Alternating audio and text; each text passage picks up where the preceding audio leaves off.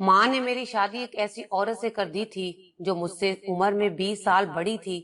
میں اسے بہت ناپسند کرتا تھا، اس سے شادی نہیں کرنا چاہتا تھا۔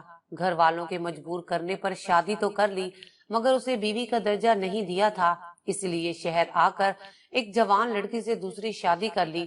اب میں زیادہ تو اپنی دوسری بیوی کے پاس ہی رہتا تھا۔ میری دوسری بیوی اپنے ہاتھ سے میرے لیے کھانا بناتی، کھانا کھاتے ہی مجھے نیند آ جاتی اور میں سارا دن سویا رہتا۔ ایک روز ڈاکٹر سے چیک اپ کروانے کے لیے گیا تو وہاں پر اپنی تصویر لگی دیکھی، اور پھر جو بات ڈاکٹر نے مجھے بتائی اسے سن کر تو میرے پیروں تلے سے زمین ہی نکل گئی۔ دل کرتا تھا ابھی جا کر اپنی بیوی کو، میرا نام بلال ہے، میں پنجاب کے ایک گاؤں کا رہنے والا ہوں۔ میری عمر 17 سال ہو گئی تھی، اور جب انسان اس عمر میں پہنچ جائے تو انسان کو ایک شریک حیات کی بہت ضرورت ہوتی ہے، لیکن جب ساری زندگی کے سچے خواب ایک پل میں ٹوٹ کر بکھر جائیں تو پھر انسان کو غصہ اور پریشانی، مایوسی بھی اتنی ہی زیادہ ہوتی ہے۔ میرے ساتھ بھی کچھ ایسا ہی ہوا تھا۔ اتنے سالوں کے انتظار کے بعد جب مجھے اپنی بیوی کا چہرہ دیکھنا نصیب ہوا تو میرا تو دل ہی ٹوٹ گیا، کیونکہ میری شادی میری ماں نے اپنی بہن کی بیٹی سے کر دی تھی، اور وہ عمر میں مجھ سے 20 سال بڑی تھی۔ وہ بالکل ہی پڑھی لکھی نہیں تھی۔ جب اس نے بولنا شروع کیا تو میرا تو دل ہی بجھتا چلا گیا۔ وہ انتہائی بری طرح سے بول رہی تھی، اس کا لہجہ بہت دیسی تھا اور اس کے الفاظ کا چناؤ ایسا کہ کسی کو بھی وہ اچھی نہ لگے۔ میں تو ویسے بھی شاعرانہ مزاج کا آدمی تھا، مجھے خوبصورت چہرے سے زیادہ خوبصورت باتیں اچھی لگتی تھی، جبکہ میری بیوی کے ہنسنے کا انداز، اس کی باتیں اور اس کا صاف ستھرا نہ رہنا مجھے ایک الجھن میں مبتلا کر دیتا۔ میرا اپنی بیوی کے پاس جانے کو بھی دل نہ چاہتا تھا، کیونکہ وہ بولتی تو عجیب سی اس کے منہ سے بدبو آتی۔ اسے کھانا کھانے کا ڈھنگ تک نہیں تھا، وہ ہاتھ سے کھانا کھاتی، میں چمچ سے کھانے والا تھا۔ سلیقہ پسند اور نفاست سے بھرپور شخصیت کا مالک تھا، لیکن میری بیوی مجھ سے بالکل مختلف تھی۔ اماں نے شاید گورا رنگ دیکھ کر میری شادی تو نگین سے کر دی تھی، مگر نگین میں کوئی ایسی بات نہ تھی جو مجھے پسند ہو۔ میں نے اس سے دور دور رہنا شروع کر دیا۔ ویسے بھی میں ان دنوں نوکری کے لیے کوشش کر رہا تھا۔ میرے ایک دوست کے توسط سے مجھے شہر میں کلرک کی نوکری مل گئی تھی۔ ان دنوں کلرک کی نوکری کے لیے بھی بڑا ذلیل و خوار ہونا پڑتا تھا۔ ویسے بھی کلرک کے ہاتھ میں بہت کچھ ہوتا ہے، وہ چاہے تو اوپر کی کمائی بھی اچھی خاصی کر سکتا ہے، اس لیے لوگوں کو اس نوکری سے کشش محسوس ہوتی ہے، مگر میں صرف اور صرف ایک معقول روزی کمانے کے لیے اس نوکری میں کوشش کر رہا تھا۔ میرے دوست نے میری مدد کر کے میری نوکری پکی کروا دی۔ میری تنخواہ صرف 16,000 روپے تھی، مگر ان دنوں 16,000 روپے بھی بہت تھے، یعنی کہ ایک گھر کا اچھا خاصا گزارا ہو سکتا تھا۔ اس نوکری کے ساتھ مجھے ایک سرکاری کوارٹر بھی ملا تھا، جہاں میں اپنے گھر والوں کو رکھ سکتا تھا۔ اگرچہ یہ کوارٹر اتنا بڑا نہیں تھا، مگر اس کوارٹر میں زندگی گزاری جا سکتی تھی۔ یہ کوارٹر گاؤں کے حساب سے بہت ہی زیادہ خوبصورت اور بہت معقول تھا۔ خیر، اس سے پہلے کہ میں اپنے گھر والوں کو اس کوارٹر میں بلواتا، میرے ساتھ ایک واقعہ ہو گیا۔ دراصل اس آفس میں ایک لڑکی اکثر و بیشتر آیا کرتی تھی۔ وہ کسی فارمیسی سے تعلق رکھتی تھی۔ اس کے پاس کبھی نہ کبھی سائن کروانے کے لیے کوئی نہ کوئی ایسا کاغذ ہوتا ہے جو وہ میرے پاس لے کر آتی۔ میں کاغذ پڑھے بغیر ہی اسے سائن کر کے دے دیتا تھا۔ جانے کیوں وہ لڑکی مجھے بہت خوبصورت اور حسین اور معصوم سی لگتی تھی۔ ایک دن وہ بہت پریشان تھی۔ میں نے اسے یوں ہی پوچھ لیا کہ کیا بات ہے، آپ کافی پریشان لگتی ہیں۔ بولی کہ بس میں آپ کو کیا بتاؤں، ہر زمانے میں ایسے ہی دکھ میں نے جھیلے ہیں۔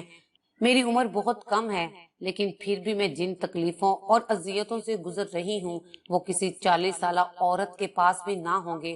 وہ لڑکی جب مجھے اپنا غم بتانے لگی تو میں بھی اس میں دلچسپی لینے لگا۔ میں نے اسے سہارا دیا۔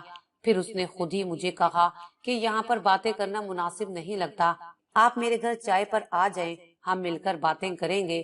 میں اس کی جرأت پر حیران تھا کہ وہ لڑکی کیسے ایک اجنبی کو گھر آنے کے لیے کہہ رہی تھی۔ پھر سوچا کہ شاید مجھ پر بھروسہ ہو گیا ہو، آخر اتنے عرصے سے وہ یہاں آ جا رہی تھی، اور پھر میں آفس میں سامنے ہی بیٹھا ہوتا تھا، سب لوگوں کی مدد کرتا۔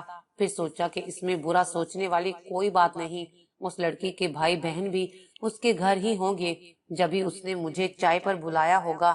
خیر، اتوار کے دن جب چھٹی تھی تو میں گھر جانے کے بجائے اس کے دیے ہوئے پتے پر اس کے گھر پہنچ گیا۔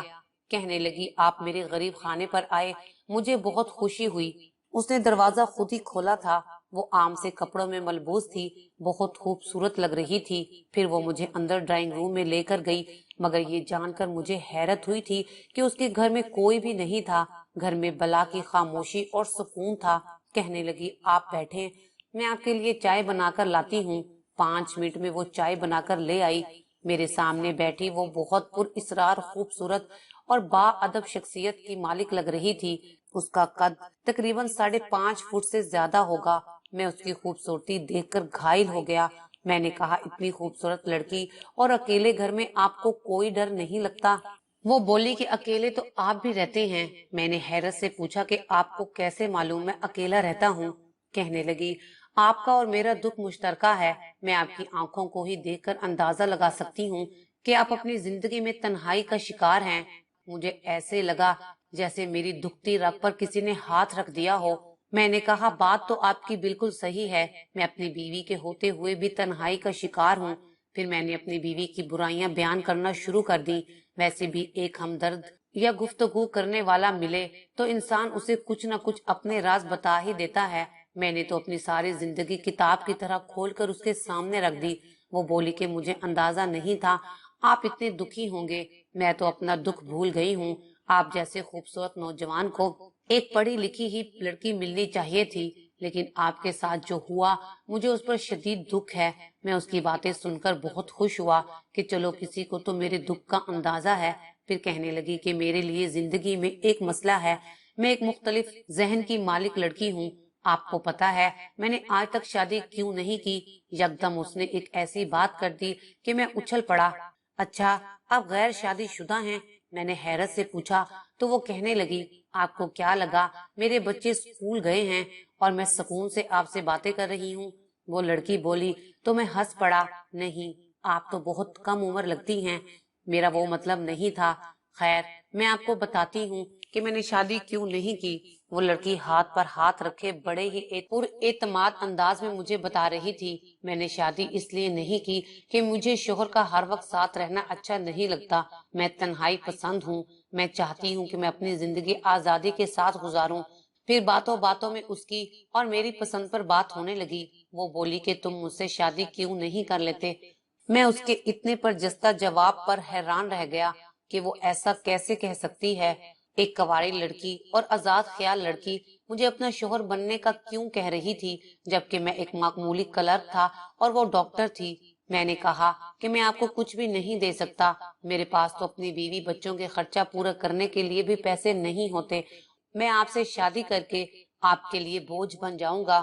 کہنے لگی، مجھے اس بات سے کوئی مسئلہ نہیں، بس تم ایسا کرو گے کہ مہینے میں 1-2 بار میرے ہاتھ چکر لگا لیا کرنا، باقی میں اپنے کاموں میں مصروف رہتی ہوں۔ مجھے اچھا نہیں لگے گا کہ تم مجھے بار بار تنگ کرو اور شوہر ہونے کا حق جتاؤ۔ بس یوں کہہ لو کہ مجھے صرف ایک دوست کی ضرورت ہے جو میرے ساتھ کبھی کبھار بات چیت کر لیا کرے، میری تنہائی دور کر دے۔ لیکن چونکہ میں ایک مسلمان معاشرے سے تعلق رکھتی ہوں تو میں نہیں چاہتی کہ میرا دوست ایک غیر محرم ہو اور مجھے اس سے باتیں کرنے اور اپنے دکھ بتانے کا گناہ ملے۔ بس اسی لیے میں چاہتی ہوں کہ یہ ایک جائز رشتے کے تحت ہو۔ میں اس لڑکی کی باتیں سن کر حیران رہ گیا۔ مطلب کہ صرف ایک دوست کے لیے تم شادی یعنی کہ نکاح کرنا چاہتی ہو؟ یہ تو بہت اچھی بات ہے کہ تمہیں نکاح کے تقدس کا علم ہے اور تم کسی غیر محرم سے دوستی نہیں کرنا چاہتی۔ وہ بولی، ہاں بالکل ایسا ہی ہے، بس اگر میری مجبوری نہ ہوتی تو میں کسی خاندان کے لڑکے سے ہی شادی کر لیتی، لیکن میں جانتی ہوں کہ وہ سب شوہر بن کر مجھے کام کرنے سے روکیں گے۔ خیر، اب مجھے بڑی حیرت ہوئی تھی۔ پھر اس نے کہا کہ تم اگلے اتوار کو دوبارہ آنا، میں تمہارے ساتھ چل کر عدالت میں شادی کر لوں گی۔ میں نے کہا ٹھیک ہے، لیکن تم چپ رہنا، تم نے بالکل بھی کچھ نہیں بولنا۔ اس نے مجھے یہ کہہ کر حیران کر دیا کہ میں کچھ بھی نہ کہوں گا، بس تمہیں کاغذ پر دستخط کرنا ہوں گے اور پھر ہم میاں بیوی بن جائیں گے۔ مجھے کیا تھا، میں خوشی خوشی اپنے گھر آ گیا۔ میں نے کہا اچھا ہوا کہ شہر میں مجھے تنہائی بانٹنے کے لیے ایک خوبصورت لڑکی کا ساتھ نصیب ہو گیا۔ میں تو اس بات پر یقین نہیں کر پا رہا تھا کہ ایک لیڈی ڈاکٹر ایک عام سے کلرک کو اپنی زندگی کا ساتھی چن لے گی۔ خیر، اگلے اتوار میں دوبارہ اس کے ٹھکانے پر گیا۔ وہ مجھے ایک آدمی کے ساتھ لے گئی۔ وہاں پر 3 شخص اور بیٹھے تھے جو کہ کم و بیش اسی طرح کے لگ رہے تھے۔ انہوں نے مجھ سے کاغذ پر دستخط کروائے اور انگوٹھے بھی لے لیے۔ انگوٹھے کے نشان دینے کے بعد مجھے لگا کہ میں ایک لیڈی ڈاکٹر کی جائیداد اور اس کی شخصیت اور اس کی ہر چیز کا مالک بن گیا ہوں۔ میں بہت خوش تھا، اتنا خوش کہ میں نے اس سے مزید کوئی تفصیل تک نہیں پوچھی، یہ بھی نہیں کہا کہ آپ میری بیوی کے لگتے کیا ہیں۔ اس نے شرط ہی یہی رکھی تھی کہ نکاح ہونے کے بعد تم مجھ سے میرے خاندان کے بارے میں زیادہ تفصیلاً نہیں پوچھو گے، تم بس دوستی کی حد تک اس رشتے کو رکھو تو ٹھیک ہے، میں تمہارے لیے سب کچھ کروں گی جو کہ ایک بیوی کرتی ہے۔ اس کی بات سے مجھے کوئی اعتراض نہیں تھا، میں ایک مختلف طبیعت کا مالک تھا، مجھے بس باتیں کرنے والی ایک خوبصورت عورت چاہیے تھی جس کی باتوں میں شیرنی ہو، چاشنی ہو۔ میں نے کہا مجھے تمہاری ہر شرط منظور ہے، تمہاری باتیں مجھے اچھی اور خوبصورت لگتی ہیں، ہم اپنے رشتے کو یہیں تک محدود رکھیں گے۔ وہ بولی بس ٹھیک ہے، جو پیار تمہیں اپنی بیوی سے نہیں ملا وہ تمہیں مجھ سے ملے گا۔ میں تمہارے لیے طرح طرح کے کھانے بناؤں گی، اچھے کپڑے بنواؤں گی، تمہارے ساتھ باتیں کروں گی۔ میں اس کی باتوں میں آ گیا، بہت خوشی خوشی میں اس کے گھر آنے جانے لگا۔ ہماری ملاقات کا یہ تیسرا ہفتہ تھا۔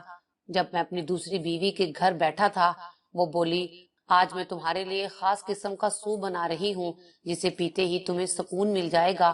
میں بہت خوش ہوا، مجھے ویسے بھی غیر ملکی کھانے کھانے کا بڑا شوق تھا، مگر ہوٹل کی قیمت اتنی ہوتی تھی کہ مجھے باہر کھانے کا کبھی اتفاق نہیں ہوا تھا، جبکہ میری بیوی کھانا بالکل ہوٹل کی طرز کا بناتی تھی۔ خیر اب تقریباً آدھے گھنٹے میں وہ سوپ لے کر میرے پاس آ گئی، بولی کہ آج تم اسے پیو گے تو تمہاری زندگی بدل جائے گی، اس کے بعد تمہیں کوئی سوپ اچھا نہیں لگے گا۔ میں اس کی بات سن کر حیران رہ گیا، مجھے خوشی بھی بہت ہوئی تھی، مگر جب وہ سوپ پیا تو وہ تھوڑا کڑوا سا تھا، اسے پیتے ہی مجھے لگا جیسے میں مر جاؤں گا، مگر میری بیوی کے حوصلہ افزائی پر میں پیتا گیا۔ پھر اس بات کا بھی ڈر تھا کہ کہیں یہ مجھے دیہاتی نہ سمجھ لے کہ اسے سوپ کڑوا لگ رہا ہے۔ خیر میں نے بڑی مشکل سے سوپ ختم کیا۔ وہ بولی کہ اب تم سو جاؤ، اور مجھے نیند بھی بہت آ رہی تھی، سوپ پیتے ہی میری حالت غیر ہونے لگی تھی، لیکن پھر میں فوراً سو گیا تو میری طبیعت کچھ بہتر ہو گئی۔ جب میں اٹھا تو میری ٹانگوں میں اور پورے جسم میں جس طرح کا درد ہو رہا تھا، ایسے لگتا تھا جیسے میں ابھی ابھی مر جاؤں گا یا پھر ساری زندگی اسی درد کے ساتھ گزارنا پڑے گی۔ بہرحال میں جب سو کر اٹھا، میری بیوی میرے سامنے ہی بیٹھی تھی۔ وہ بولی کہ اچھا ہوا تم اٹھ گئے ہو، تم ابھی نیند میں مجھ سے درد کی دوائی مانگ رہے تھے، اسی لیے میں نے تمہاری طبیعت کی خرابی کے پیش نظر تمہارے لیے دوا رکھی ہے، اسے کھا لینا۔ میں نے دیکھا میری سائڈ ٹیبل پر 2 گولیاں اور ایک پانی کا گلاس پڑا تھا، جسے کھاتے ہی مجھے کچھ سکون آ گیا، مگر چھینکیں، کھانسی اور بخار ابھی بھی تھا۔ میری بیوی بہت پریشان تھی، کہنے لگی کہ امید ہے تم جلدی ٹھیک ہو جاؤ گے، بس فکر نہیں کرنا، میں تمہارا علاج خود کروں گی، مجھے لگتا ہے کہ تم اس سوپ کے پینے کے بعد بیمار ہو گئے ہو۔ میری بیوی نے یہ بات کہہ کر اپنی غلطی کا اعتراف کر لیا کہ اس نے کھانے میں مرچ مسالے زیادہ ڈال دیے ہوں گے، تو شاید مجھے الرجی ہو گئی ہے۔ خیر میں ڈرائنگ روم میں آیا تو اس نے گولیوں کے 2 پتے اور مجھے تھما دیے اور بولی کہ اب تمہیں یہ دوائی 3 ماہ تک کھانی پڑے گی، اگر نہیں کھاؤ گے تو اسی طرح کی کھانسی تمہیں لگتی رہے گی۔ میں یہ سن کر بڑا ہی پریشان ہوا کہ ایک سوپ پینے کے بدلے مجھے 3 مہینے گولیاں کھانا پڑیں گی۔ خیر کیا ہی کر سکتا تھا، میں نے وہ گولیاں اپنے پاس رکھ لی اور شام کو ایک اور گولی کھا کر میں اپنے ہی کوارٹر میں آ کر سو گیا، کیونکہ اب میں کچھ دن اپنے کوارٹر میں گزارنا چاہتا تھا۔ اس دوائی کے کھانے کے بعد میں کچھ اچھا محسوس کر رہا تھا، اور ادھر میری پہلی بیوی مجھے تنگ کر رہی تھی کہ تمہیں گئے ہوئے 6 مہینے ہو گئے ہیں، اب تک تم نے ہمیں شہر نہیں بلایا۔ میری پہلی بیوی مجھ سے لڑنے لگی، مجبوراً اتوار کے دن میں نے انہیں گھر سے بلوا لیا۔ میرا کوارٹر زیادہ بڑا تو نہیں تھا، مگر اماں اور بیوی کے رہنے کی جگہ اس میں بہت تھی۔ خیر جب یہ لوگ آئے تو میں نے اپنے گھر کی سبھی چیزیں جو کہ دوسری بیوی کے متعلق تھیں ایک ایک کر کے چھپا دی۔ گولیوں کے پتے اسی وجہ سے کہیں ادھر ادھر ہو گئے۔ شام کو جب میری طبیعت خراب ہونے لگی تو مجھے اس گولی کی اشد ضرورت پڑی، کیونکہ میرے پاس تو وہ گولی تھی نہیں جو میری دوسری بیوی نے دی تھی۔ پہلی بیوی کی وجہ سے میں نے سب کچھ چھپا دیا تھا، اب میں ڈھونڈتا پھر رہا تھا۔ گولی کا نام مجھے یاد تھا نہیں، لیکن ابھی تک میں نے اسے کبھی دوسرے اسٹور سے نہیں لیا تھا۔ दूसरी बीवी ने ही मुझे 3-4 पत्ते दे दिए थे जो मुझे 3 महीने तक खाने थे। खैर, मैंने अपनी बीवी से कहा कि तुम मेरे लिए कुछ खाना बना दो ताकि मेरी तबीयत संभल जाए। उसने कहा कि तुम जाकर बाजार से देसी मुर्गी ले आओ, देसी मुर्गी से ये खांसी बुखार वगैरह का इलाज हो जाता है। मैं बाजार से जाकर देसी मुर्ग ले आया। बीवी ने उसकी यखनी बना दी और यूं मैं वो पीकर सो गया। लेकिन जब सुबह उठा तो मेरी तबीयत काफी बिगड़ चुकी थी। अब मुझे लग रहा था जैसे मैं मर जाऊंगा। अगर वो दवाई ना खाई तो मेरा गुजारा नहीं हो पाएगा। मेरी बीवी मेरी ये हालत देखकर परेशान हो गई। करीबी क्लिनिक से जाकर मेरे लिए अम्मा और मेरी बीवी दवाई लेकर आ गई, मगर वो दवाई खाते ही मुझे कोई आराम नहीं आया। वक्ती तौर पर मेरी खांसी तो बंद हो गई, मगर छींकें आने लगी। तबीयत की खराबी के पेश नजर मैंने पिछली दवाई का पता निकाला जो कि खाली था और उसे लेकर करीबी क्लिनिक पहुंच गया। उस क्लिनिक पर काफी रश था। मजबूरन मुझे दूसरे क्लिनिक जाना पड़ा। मैं इतनी देर सब्र नहीं कर सकता था। ये एक बड़ा क्लिनिक था जहां से दवाई तो महंगी मिलती थी लेकिन आराम जल्द आ जाता था। तभी वहां पर बैठे बहुत सारे लोगों को देखकर मैंने सोचा अब इंतजार ही कर लेता हूँ, क्योंकि यहाँ बहुत सारे लोग थे और अगर मैं कहीं और जाता तो वैसे भी देर हो जाती। खैर, मैं बैठ गया जहाँ पर लोग बैठे अखबार पढ़ रहे थे। अचानक मेरी नजर एक रिसाले पर पड़ी जिसमें मेडिकल की काफी ज्यादा रिसर्च शाया की गई थी। मैं ऐसे रिसाले नहीं पढ़ता था कि उनको पढ़कर इंसान परेशान हो जाता है, मगर वो रिसाला देखकर जब मेरी नजर अपनी ही तस्वीर पर पड़ी तो मैं चौंक कर रह गया।